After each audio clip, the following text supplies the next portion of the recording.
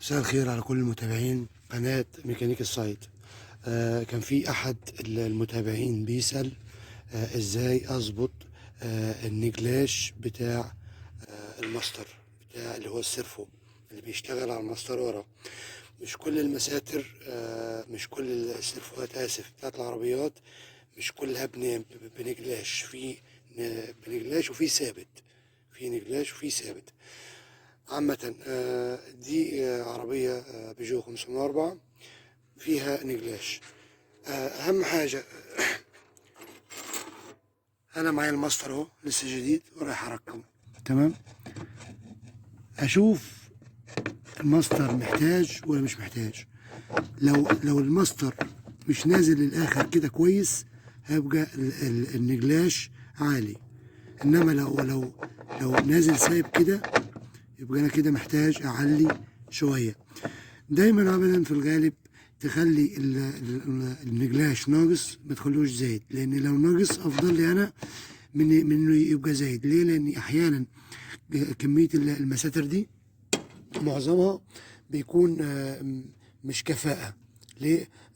بتاخد له هوا وبيبقى عالي نوعا ما في البدال، يجي بعد كده يحضر مع نفسه او يعلى مع نفسه، تلاقي ان انت بعد ما عليت النجلاش من ورا تلاقي العجل قدام عندك تقل وسخن.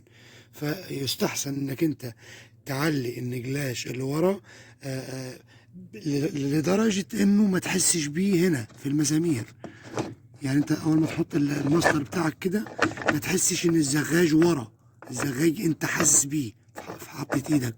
تمام، لو انت حسيت بيه هيبقى كده محمل، او لو مش هيحمل دلوقتي هيحمل بعد فترة من شغل الماستر ده.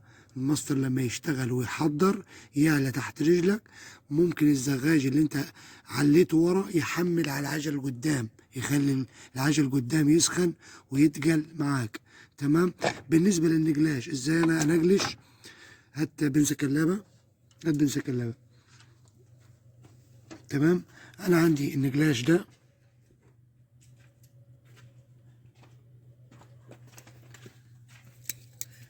ادوس فرامل. ادي النجلاش زي ما حضرتك شايفه، نظام جزئين. خليك دايس ما تسيبش. تمام، المشرشر ده معمول عشان تمسك بملسة كلابة. تمام، وتحل الراس اللي قدام دي. على سبيل المثال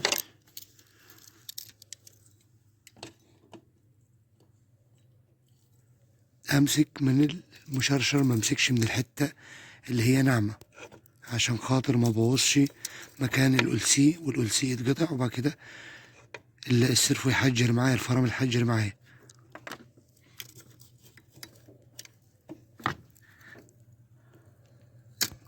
على سبيل المثال ادي المسكة اللي انا مسكتها، وتحل زي ما انت عايز او تربط زي ما انت عايز في الراس اللي قدام. على فكرة الراس دي التربيعة دي مقاس 7. تمام، بتتحل من المشرشر اللي ورا. تحل الدماغ دي هتلاقي سن وراها سن مسمار، تحل وتربط زي ما انت عايز. بس في كل الحالات يستحسن انك تخلي الزغاج ده مربوط.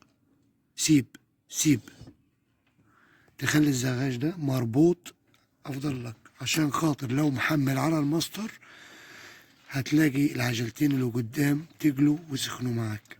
تمام، يا ريت يكون المعلومة وصلت. يا ريت ما تنساش تدعمني بالاشتراك وتفعيل زر الجرس عشان يوصلك كل جديد، واللايك بتاعك بيشجعني. وبالنسبة لسؤال الأخ اللي سألهوني، أنا آسف إن أنا اتأخرت عليك، سامحني، ما جاتش الفرصة إن أنا أصور لك الفيديو ده. شكرا لكل المتابعين.